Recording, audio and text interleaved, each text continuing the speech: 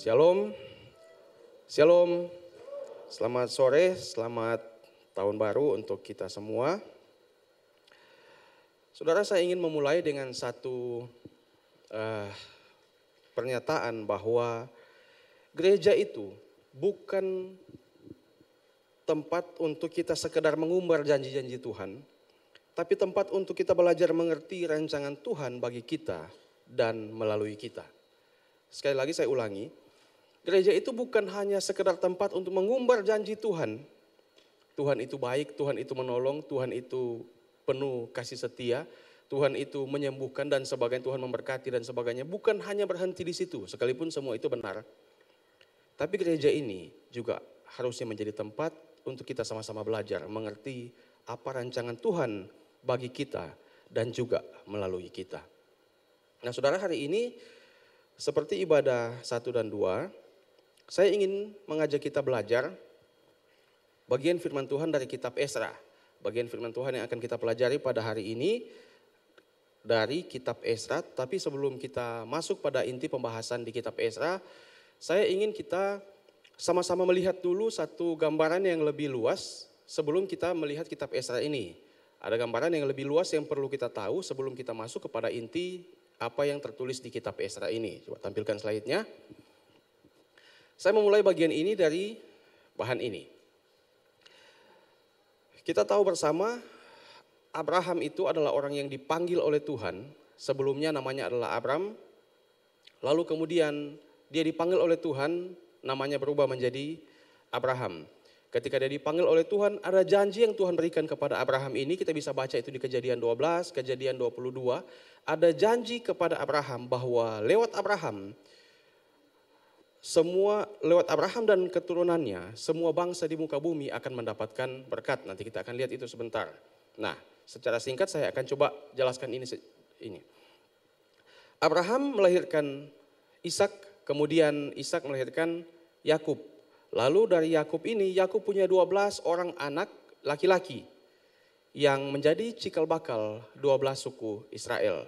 Jadi 12 suku Israel itu dari mana? Suku-suku Israel itu dari mana? Dari ke-12 anak Yakub ini. Ada Ruben, Simeon, Yehuda, dan lain-lain. Saudara bisa lihat itu semua di situ. Nah, kenapa kita tidak menemukan disebut suku Yusuf? Karena ternyata Yusuf ini mendapat 2 bagian. Khusus Yusuf dia mendapat 2 bagian, tetapi tidak disebutkan dengan nama Yusuf. Tetapi disebutkan dengan nama anaknya, yaitu Efraim dan Manasye. Nah, jadi Yusuf ini sudah mendapat 2 bagian, tetapi disebutkan dengan nama anaknya, jadi suku Efraim dan suku Manasye. Tetapi kalau kita menghitung ini, maka ini akan menjadi 13. Kenapa tetap 12? Karena suku Lewi yang saya beri warna merah itu, suku Lewi itu tidak mendapat bagian tanah, dia tidak mendapatkan pembagian tanah ketika tanah-tanah ini dibagikan kepada ke-12 suku ini. Lewi ini ditugaskan khusus untuk melayani di bait Allah sebagai imam-imam. Lalu dia tersebar di semua suku untuk mewakili semua suku ini dalam pelayanan-pelayanan di bait Allah. Jadi dia tidak mendapatkan bagian tanah. Sehingga kalau dihitung wilayah itu, ya memang hanya 12. Pada awalnya Israel ini cuma satu kerajaan Israel dengan 12 suku. Raja mereka pertama adalah Saul, raja yang kedua adalah Daud, lalu digantikan oleh Salomo.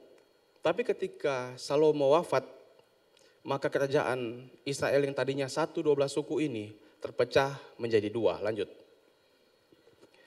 Terpecah menjadi 2, yaitu Israel Utara disebut kerajaan Israel, dan Israel Selatan yang disebut kerajaan Yehuda. 2 suku ada di Israel Utara, 10 suku ada di Israel Utara, dan 2 suku ada di Israel Selatan, yaitu Yehuda dan Benyamin. Lewi ada di mana? Lewi tetap berada di ke-12 suku ini, terpencar di ke-12 suku ini sebagai imam yang melayani. Nah, kita tahu bersama kalau kita membaca bagian firman Tuhan misalnya di kitab Raja-Raja, orang Israel itu terus-menerus melakukan hal yang jahat di mata Tuhan. Mereka lakukan hal yang jahat, Tuhan hajar mereka, mereka bertobat lagi, Tuhan ampuni lagi. Buat kejahatan lagi, Tuhan hukum mereka, mereka bertobat, Tuhan ampuni, lalu buat kejahatan, begitu terus. Sampai akhirnya pada puncaknya, Tuhan betul-betul menghukum mereka dengan hukuman yang sangat berat. Lanjut. 10 suku ini, kerajaan Israel Utara ini diserang oleh kerajaan yang kejam, yaitu kerajaan Asyur.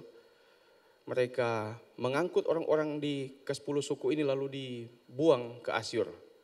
Lebih dari 100 tahun kemudian, kerajaan Babel lagi muncul mengalahkan Israel yang Israel Selatan ini atau kerajaan Yehuda.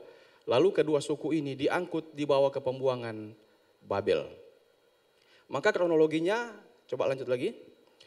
Kronologinya itu kalau kita bisa lihat di slide itu ada beberapa kerajaan besar yang menguasai Israel di zaman itu sampai di masa ketika Tuhan Yesus lahir. Kronologi ini penting untuk kita tahu supaya ketika membaca Alkitab kita bisa punya gambaran yang lebih lebih kronologinya itu bisa terlihat secara jelas. Jadi yang pertama adalah ada kerajaan Asyur di sana. Lalu kemudian ada kerajaan Babel. Israel Selatan tadi dibuang ke Babel. Kemudian berganti kerajaan Persia. Jadi ketika Babel menyerang Israel, otomatis Israel itu di bawah kekuasaan Babel. Tapi kemudian muncul lagi kerajaan yang lebih kuat, dia bisa mengalahkan Babel, yaitu Persia. Otomatis Israel ini ada di bawah kekuasaan Persia. Kemudian muncul lagi kerajaan yang lebih kuat, yaitu Yunani mengalahkan Persia. Israel di bawah kekuasaan Yunani. Lalu kemudian muncul lagi kerajaan yang lebih hebat, yaitu Romawi. Israel itu di bawah kekuasaan Romawi. Begitu terus sampai di kerajaan Romawi itu, dan Tuhan Yesus itu lahir di masa mana? Tuhan Yesus lahir itu di masa ketika Romawi yang menguasai Israel. Nah, bagian firman Tuhan yang akan kita pelajari ini di kitab Esra ini ada di mana, saudara? Yang di kitab Esra ini adalah ketika Persia yang menguasai Israel. Nanti di bagian firman Tuhan yang akan kita baca itu, kita bisa mengerti bahwa itu adalah masa kekuasaan kerajaan Persia. Sekarang kita akan lihat bagian firman Tuhan. Esra pasal 1. Esra pasal 1.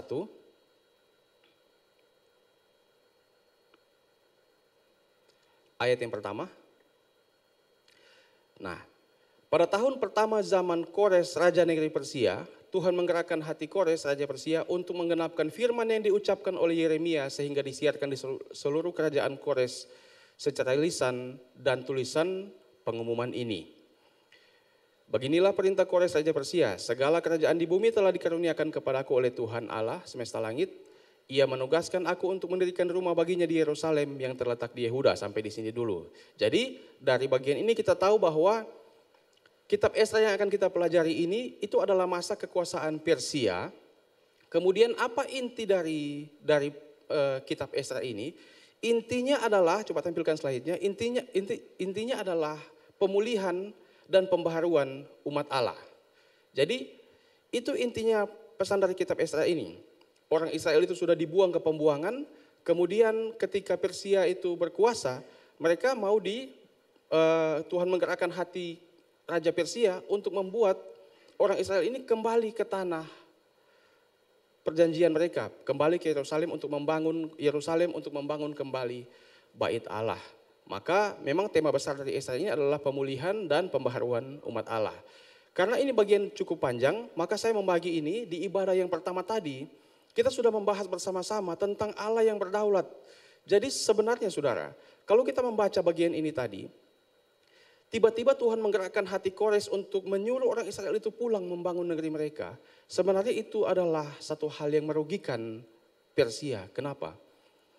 Sistem di zaman itu, ketika satu kerajaan itu mengalahkan kerajaan yang lain, misalnya kerajaan Persia misalnya, dia mengalahkan misalnya 5 kerajaan, maka dia akan angkut dari kerajaan A dia pindah ke B, yang B dia campurkan dengan C dia campurkan dengan D, begitu seterusnya sampai ke 5 yang dia kuasai ini menjadi kehilangan identitas, menjadi kehilangan kekuatan maksudnya.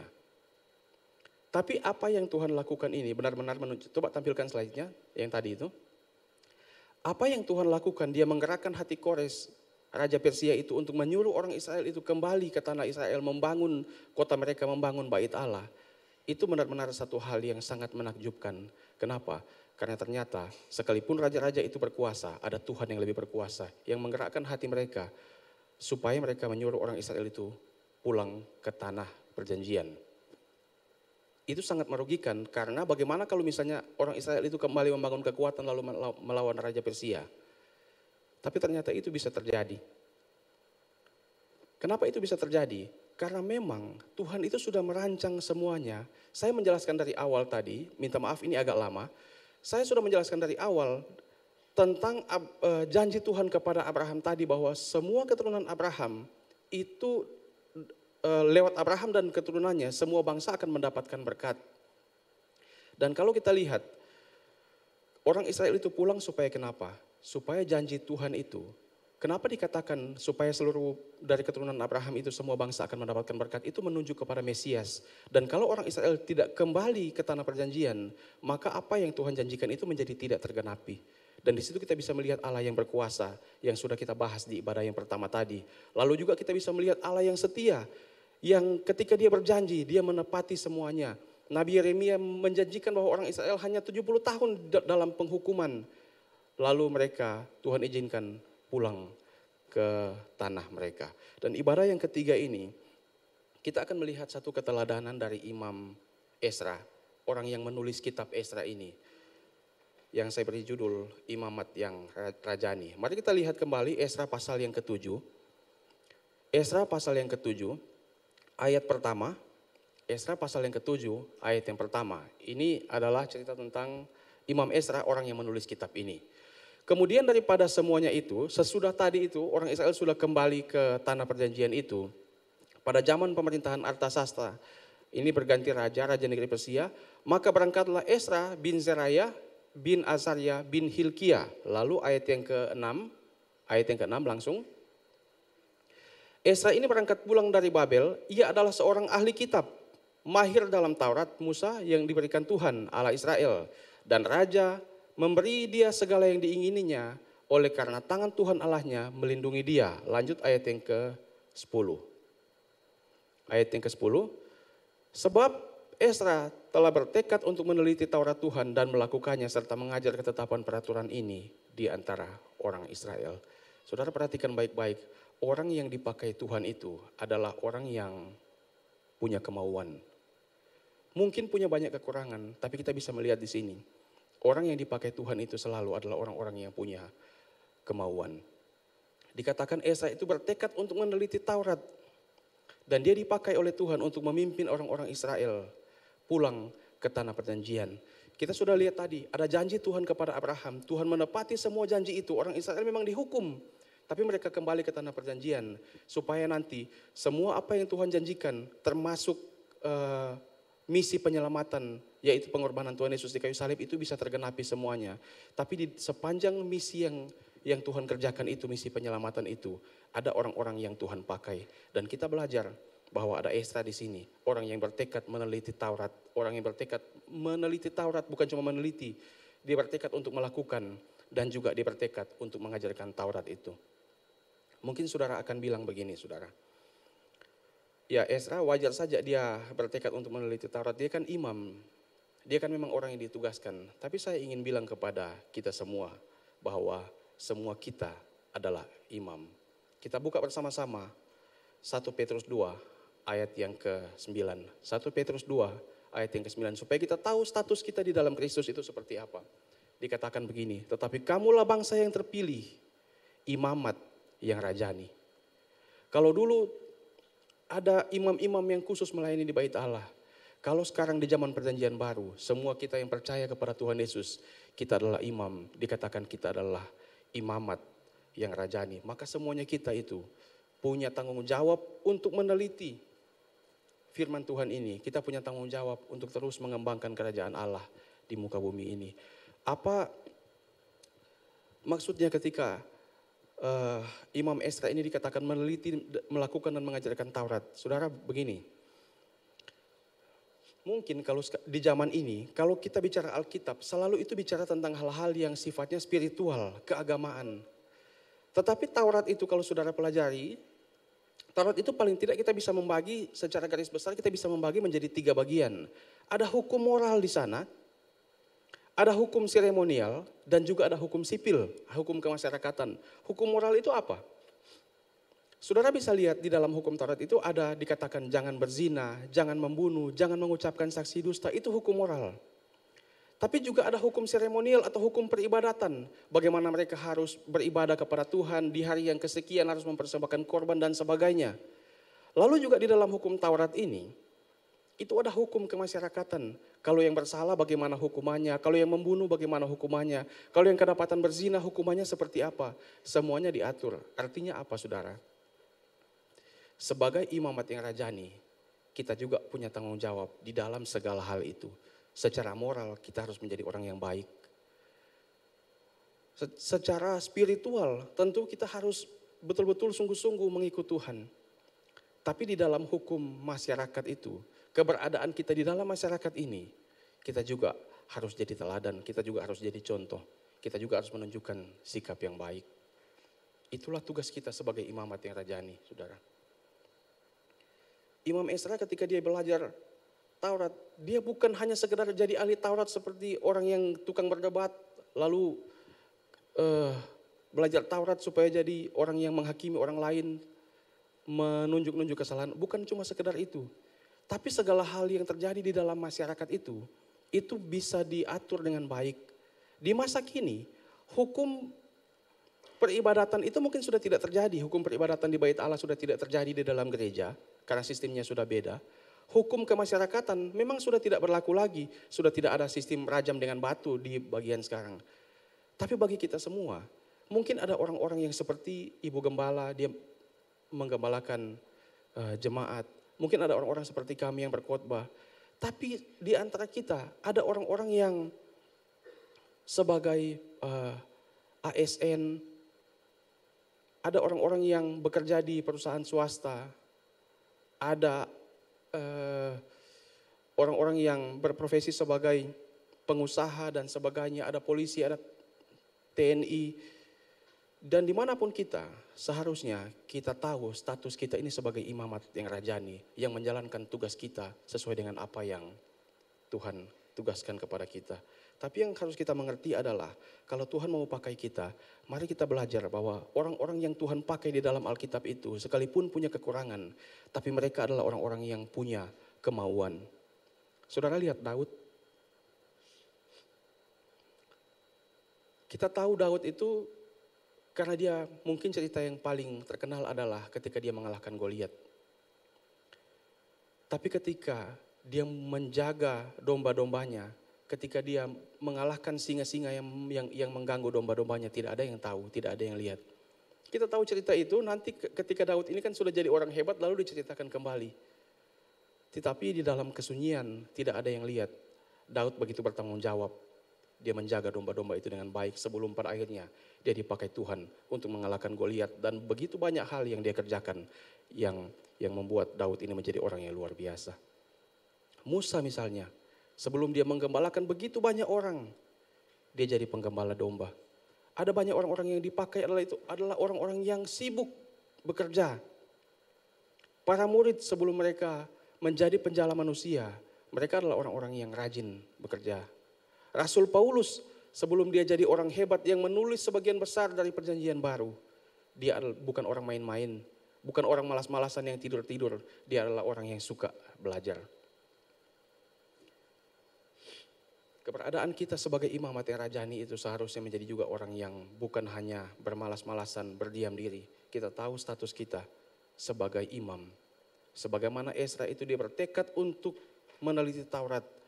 Dia belajar, dia lakukan, diajarkan kepada orang lain, dia jadi teladan. Begitu juga kita dimanapun kita berada. Kalau kita ingin dipakai Tuhan, maka belajarlah kepada orang-orang seperti ini. Mereka melakukan hal-hal yang luar biasa. Mungkin tidak ada yang lihat, tapi mereka lakukan itu. Dan pada akhirnya mereka bisa melihat hasil dari apa yang mereka lakukan. Saudara, ada banyak anak muda yang hadir mungkin sore hari ini. Kadang-kadang kita merasa sesuatu yang kita lakukan sekarang itu tidak ada gunanya. Tapi saya mengutip kata-kata seorang yang bernama Jacob Riis. Kata-katanya baik sekali, dia bilang begini. Ketika segala sesuatu itu terkesan tidak berguna, tidak berarti, maka pergi, belajarlah kepada tukang batu yang memecahkan batu cadas. Pada awal dia mengayunkan palunya, mungkin tidak terjadi apa-apa. Dia bisa memecahkan batu itu ratusan kali. Setelah ratusan kali dia mengayunkan palunya. Tapi mari kita mengerti, bukan hantaman terakhir yang membuat batu itu pecah, tapi semua hantaman dari awal yang kelihatan tidak berarti. Ketika segala sesuatu itu terasa tidak berarti, mari kita tidak pernah putus asa, karena pasti ada yang Tuhan persiapkan di bagian-bagian itu. Saya ingin bersaksi, saya bisa menyelesaikan kuliah ini, itu tentu ada banyak hal yang Tuhan kerjakan di sana. Tapi saya ingat ada satu kali, ketika saya betul-betul kekurangan uang, masuk kuliah itu dengan keadaan yang betul-betul serba terbatas. Saya belum bisa bayar uang kuliah, saya belum bisa bayar, ada yang harus diselesaikan yang lain. Lalu saat itu ada mata kuliah, kalau sekolah teologi itu biasanya ada mata kuliah teori dasar musik, namanya teori dasar musik. Kemudian karena saya ini bermain musik dan saya hobi dengan teori-teori dasar begitu, maka pelajaran itu terasa sangat mudah ketika diajarkan. Saya sudah tahu karena waktu itu juga saya mengajar gitar di Graciela. Kalau saudara tahu itu ada sekolah musik di Graciela, waktu itu saya mengajar. Setiap hari itu yang saya lakukan. Sehingga ketika belajar itu, pelajaran itu terasa gampang sekali bagi saya. Tapi bagi teman-teman saya di dalam kelas itu yang tidak tahu tentang musik, mereka sangat kesulitan mengikuti pelajaran itu. Jadi saya membantu mereka semua, kalau dosen keluar itu juga nakal juga. Semua tugas-tugas yang dikerjakan, saya kerjakan, saya kasih lihat semua. Jadi semuanya dapat nilai bagus. Tidak boleh begitu ya. Tapi karena saya bantu-bantu teman-teman ini, saya tidak tahu ternyata ada salah satu dari ibu-ibu ini, dia dan beberapa temannya, kelompoknya itu memang sedang cari orang yang bisa mengajar mereka main musik. Lalu setelah kelas selesai dia minta nomor HP dan beberapa hari kemudian ketika saya sedang dalam kebingungan bagaimana mau bayar ini, ada kebutuhan yang harus dibayar, bagaimana uang kuliah belum terbayar. Saya ingat sekali, saya sementara merapikan karena mau doa puasa, waktu itu Anto ada kemana begitu saya lupa. Lalu saya yang pasang karpet. Dan dulu doa puasa di belakang. Waktu itu entah bagaimana dibuat di sini, jadi saya sementara merapikan karpet di sini untuk ibadah, tiba-tiba telepon bunyi. Saya angkat dan ternyata ibu itu yang dengan kelompoknya itu, saya tidak tahu kenapa dia minta nomor HP, ternyata dia dengan beberapa temannya itu mau belajar musik. Dan memang tidak terlalu lama, tapi ketika saya mengajar mereka beberapa orang itu, saya mendapat hasil yang lumayan dan saya bisa bayar uang kuliah itu. Sehingga pada akhirnya saya bisa selesai dan sekarang ini saudara bisa lihat saya bisa melayani kuliah, semuanya sudah selesai, semuanya sudah aman. Tapi ada cara yang Tuhan lakukan untuk memelihara saya sehingga kuliah itu bisa selesai dan saya bisa terus melayani Tuhan sampai saat ini. Apa yang saya mau bilang? Mungkin di beberapa tahun yang lalu saya anggap apa yang sementara saya pelajari teori dasar musik itu, belajar not balok, seperti tidak ada gunanya. Untuk apa belajar itu? Apa hasilnya? Untuk apa semuanya itu? Tapi saya tidak sadari beberapa tahun kemudian semuanya itu berguna untuk keberlangsungan kuliah sehingga saya tetap bisa melayani sampai saat ini. Sesuatu yang kadang-kadang kita anggap tidak berguna, mari kita lakukan itu dengan setia kalau itu Tuhan percayakan. Karena satu saat Tuhan bisa pakai itu untuk hal yang besar. Keberadaan kita sebagai imamat yang rajani ini seharusnya kita sadari dengan baik.